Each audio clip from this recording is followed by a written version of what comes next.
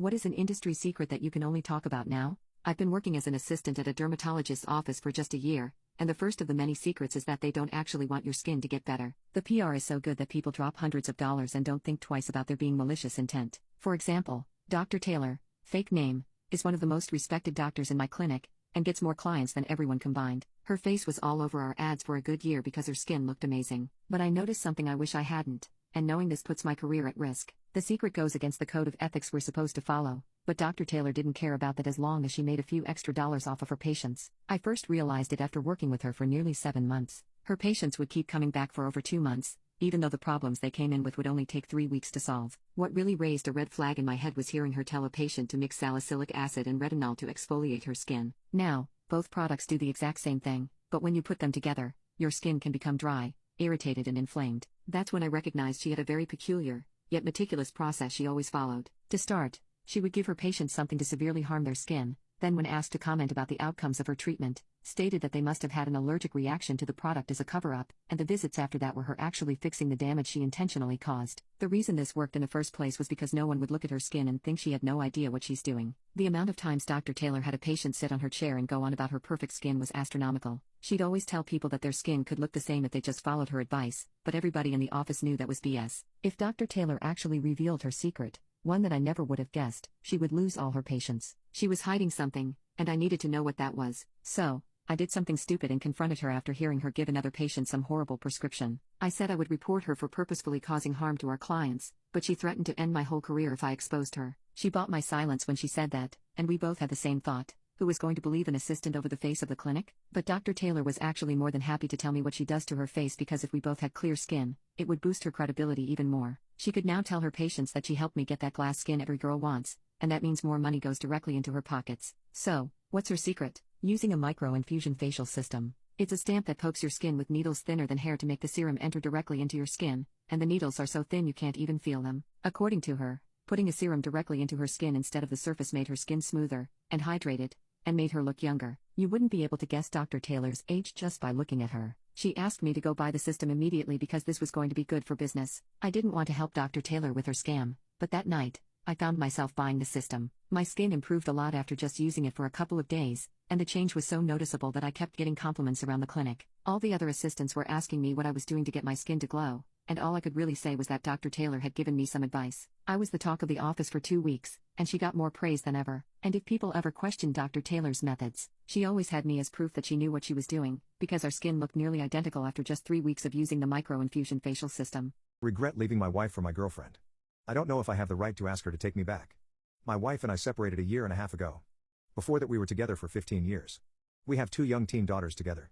The last 2 years of our marriage I thought that we have achieved all that we could achieve. Nothing changed and we knew each other by heart. The vid years were hard on me mentally being stuck at home 24/7. When I went back to the office after 2 years, I thought my change of humor to the positive was because I wasn't with her, instead of the fact that I could actually get out again. I met Anna. She was one of the new people that we hired. Anna is free and happy. Social and high-spirited. She took the office by storm. She was the opposite of my shy and calm wife. I remember when I first met my wife. I was the one who asked her out, and first 2 years into our relationship she confessed to me that she had liked me for at least a year before I asked her out. With Anna, she was honest and verbal about how she had a crush on me. Like an open book. She proposed to me. I told her that I was married and she said that we only lived once and that she just wanted to tell me how she felt no matter if I reciprocated or not. I felt strongly for her. I confessed to my wife that I was out of love with her. She asked me if there was someone else and I said yes. That was enough for her not to try to dissuade me. I know that she was hurt and suffering in secret and I never tried to console her because I didn't want her to know that I knew how much she was hurting. Her pride has always been her dearest possession. I moved out a week later, into Anna's. I thought that I was going to be over the moon now, but something that was missing even when I felt happy. I thought it was me missing my children and my home. I used to be with my daughters every day and now I see them only half the time. I thought it was my daughters crying and not speaking to me that hurt me.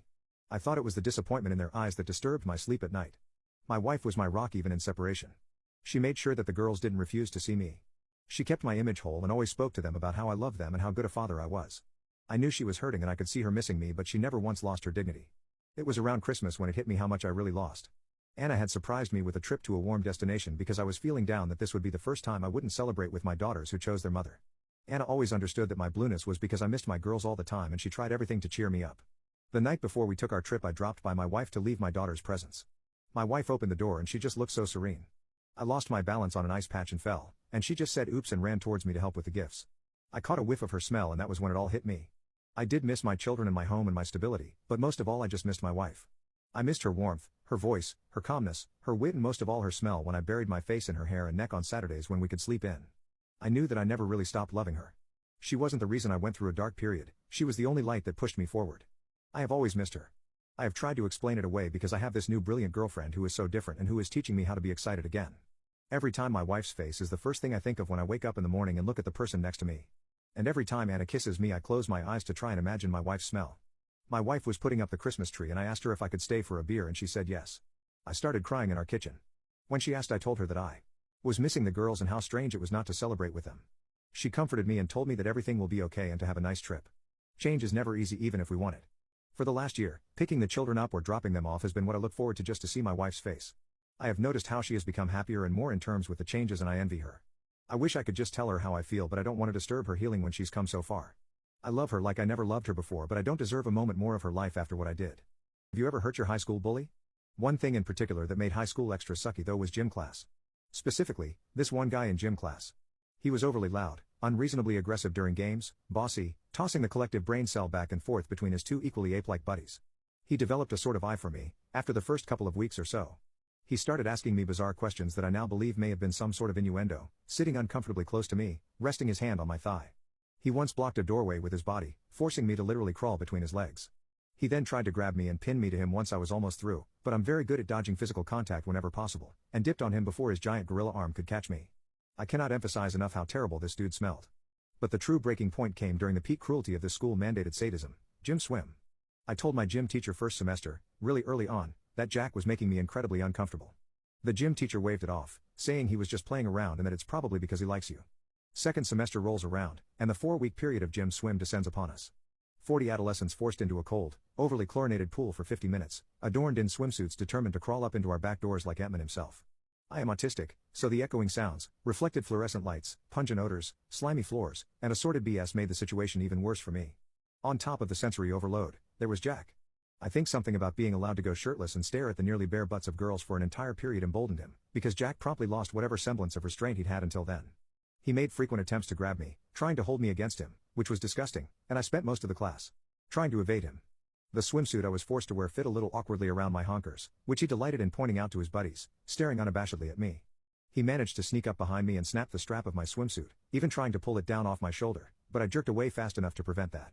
I was furious at this point, but I'm like 5'2", maybe, whereas he was easily over 6'5", probably 300 pounds, and I'm not stupid. While all of this was happening, my new gym teacher was busy trying to keep a couple of the other guys from drowning each other. The final straw came one Wednesday afternoon, the event that finally pushed me off the edge of the rationality I'd been clinging to and sent me plummeting into full-on bloodthirst. There I was, paddling around, minding my own business, when Jack and his two goons managed to corner me. I'm immediately suspicious, hackles raised, as they ask me fairly banal questions about how the pool is today and the like, sniggering the whole time. I give short, terse answers, trying to see if I could maybe slip past them. I spot an opening and bolt for it, but Jack was apparently expecting this. As I swim through the narrow gap between him and one of his friends, he stretches his arm out, and actually manages to slip his hand under my suit to grab my chest. I froze for a moment, the delighted giggling of him and his friends echoing in my ears as if from 1,000 miles away. The next thing I knew, I was out of the pool, being held back by the gym teacher, and Jack had a bloody nose. He was shouting angrily at me, calling me crazy as his nose gushed into the water. There was mass confusion among the class. I was told to change quickly and sit in the hallway.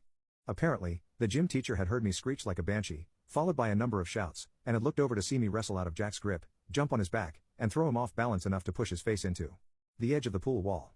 I remembered none of this, but I did find a few chunks of greasy brown hair clenched in my fist that I'd evidently pulled from his scalp when the teacher pulled me off. I washed my hands right after. It was decided that I'd go to school early tomorrow to have a little talk with the dean. They would have just sent me there straight away, but gym was my last class of the day, and the dean had already left by then for whatever reason, so it had to be postponed a little while. It was pretty heavily implied that I was going to be suspended, quite possibly even expelled, for what had happened.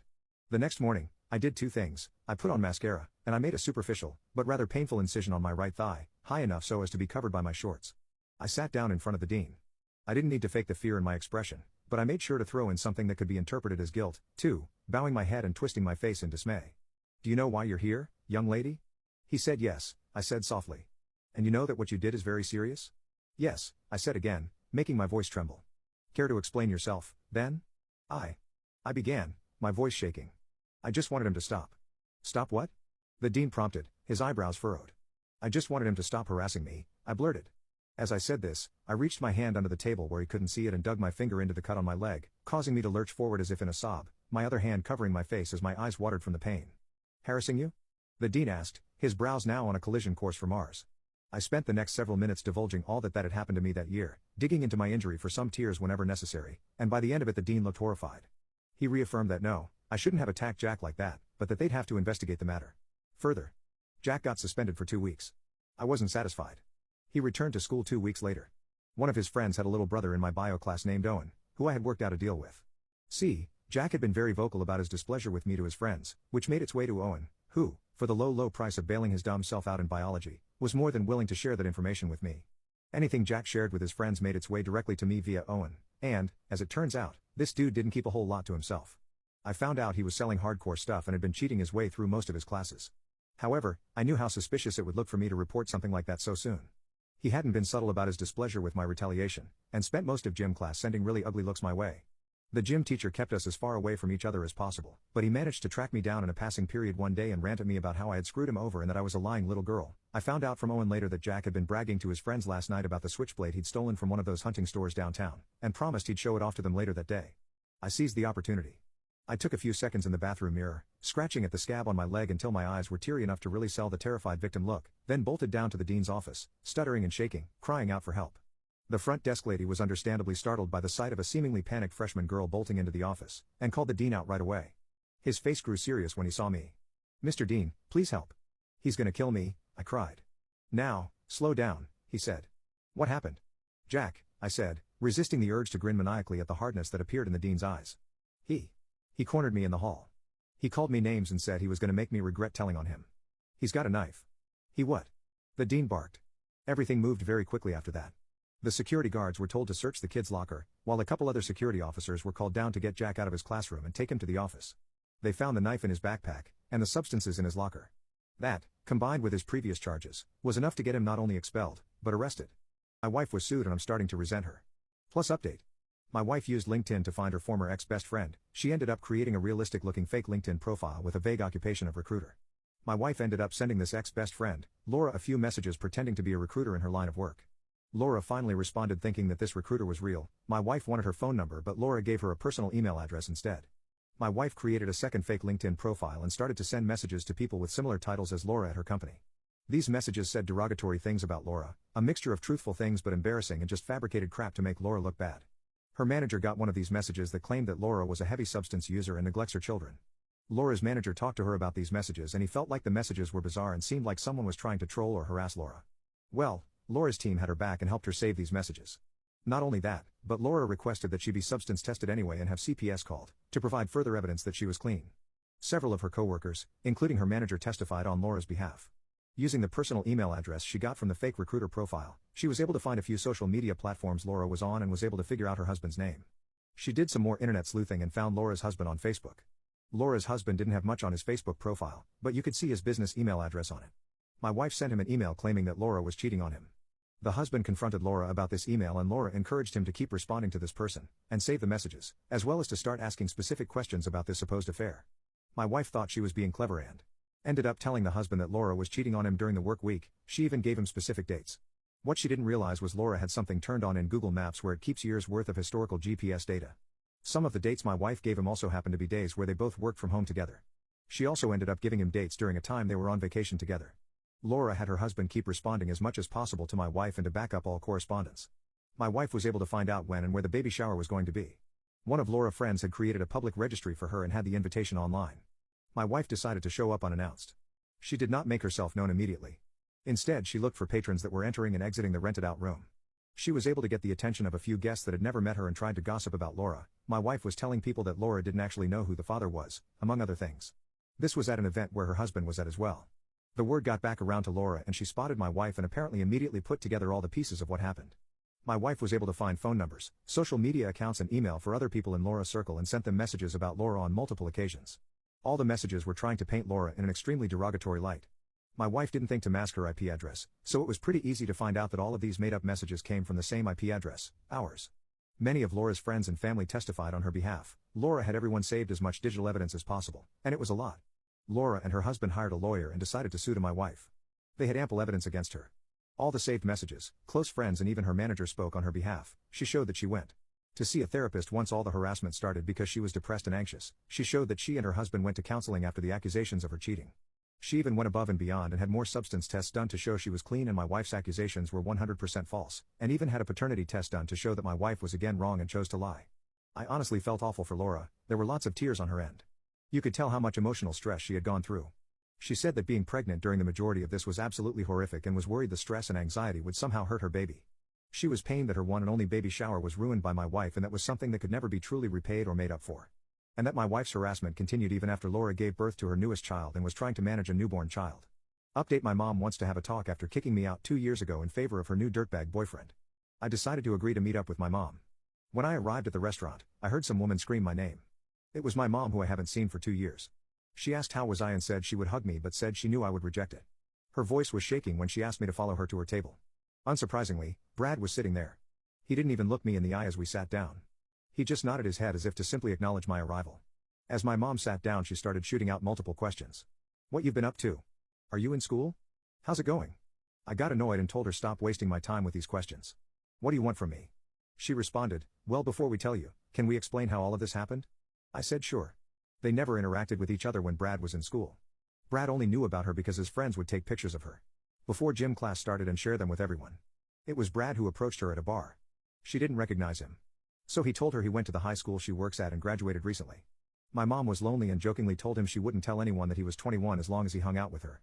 They exchanged numbers and made a promise to hang out with each other. She said she knew that I wouldn't be comfortable with her seeing a peer of mine. So she kept it a secret and convinced herself it was going to be a short and casual relationship. Eventually, the relationship got serious. When she was hanging out at his house, she asked him about introducing him to me. He told her it wasn't a good idea. She responded by saying I'll get over the age gap relationship. He was forced to come clean about the relationship I had with him in high school. That's when my mom started tearing up and her voice was shaking. She said she was in shock about what she had done. She couldn't sleep at night because of the guilt. She couldn't even look at me without feeling immense guilt. She had him blocked on her phone. After a week, he sent him a message on Facebook to at least meet him once. She obliged. He showed up with roses and begged for forgiveness. He even said he'll apologize to me in person and that he's a changed person. She took him back. The next was the day she invited him to dinner. My mom burst into tears and begged me to forgive her for hurting me. She then said these 2 years have been painful for her. Finally, Brad spoke and admitted she misses you like crazy, dude. She still needs you in her life. My mom said I am sorry for being an awful mother. We want to make it up to you. We're moving to California and we want you to come with us. We will foot the bill for your education and everything else. You won't have to work at all. You'll have a permanent place in our home. I don't know what the hell came to me, but I started laughing like crazy. Like a madman. It was the most ridiculous proposition. Now, this is what makes me the monster. This is what I really came there for. After I calmed down, this is what I said to her. Mom, you must be the most delusional woman if you think I'll ever forgive you. You are dead to me for good. The only acknowledgement you'll get from me is me peeing on your grave when you pass away. Then she was hysterically crying. I got up from the table and left the restaurant. Only a minute after walking to the parking lot, I hear my mom screaming at Brad to stop following me. My mom comes to physically restrain him from hurting me until he calms down. It's been 4 hours now after the incident. I know deep down I should be ashamed of myself, but I feel amazing inside. I don't know if adrenaline can last that long. It feels like I took my power back. I took my boyfriend to a restaurant for his birthday and he got mad at me and cried. My boyfriend and I are gay. He had his 20th birthday last Saturday. I asked him if he had any plans or if he wanted to do anything special for it, but he told me that he didn't really want to. I asked him if maybe his parents were going to do anything with him, and he got really quiet. I felt sort of confused by this as he's a very outgoing person, and loves talking and hanging out with people, but when it comes to personal details about himself, he tends to clam up. Ever since finals last semester he's been really down. He keeps telling me that everything is fine, but his actions speak louder than his words. I wanted to do something nice for him, especially since he seemed a little upset after the holidays, so I subtly hinted to him that I wanted to go somewhere special. I told him that it could just be us and he seemed to be okay with this, so we set up a plan for his big day. We ended up planning to go to this really nice sushi place and then we would go out and get cheesecake for dessert. Afterwards, we planned to spend the night at my apartment and binge watch some movies that he likes. He really seemed to like this plan, and he told me that he was looking forward to it. The week before his birthday I could tell that he was feeling at least a little bit better, and he told me that he was very excited for Saturday. Eventually Saturday came around, and we met up at my place around 3:30. Immediately I could tell that something was off about him. He didn't really want to make eye contact with me, and his face and cheeks were red. It looked like he had been crying earlier, but I didn't want to say anything or point anything out.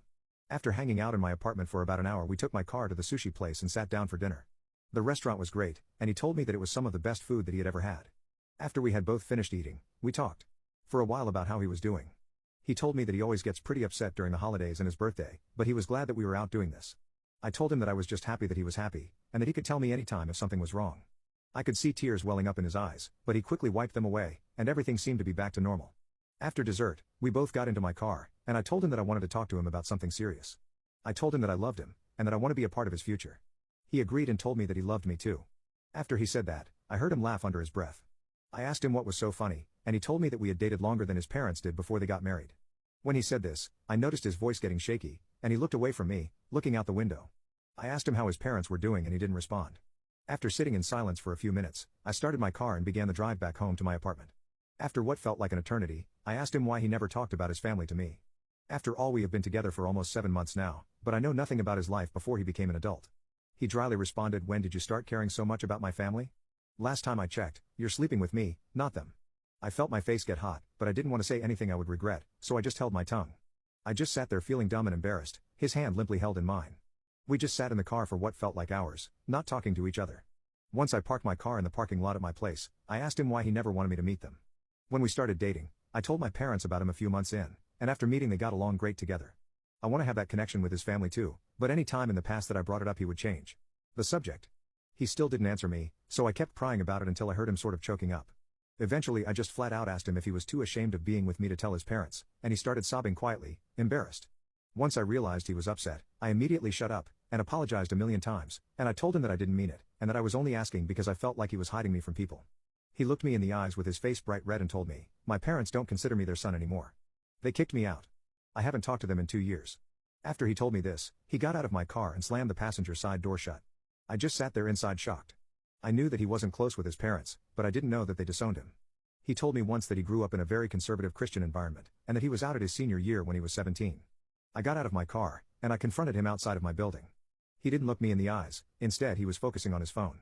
I told him that I was so sorry and I had no idea, and that he means so much to me. I started tearing up, and my voice started breaking while I said all of this. He told me he was getting an Uber home, and that we could talk later. The driver pulled into the parking lot after 10 minutes of us just standing outside in the cold both crying. He got in, and the driver sped the car away.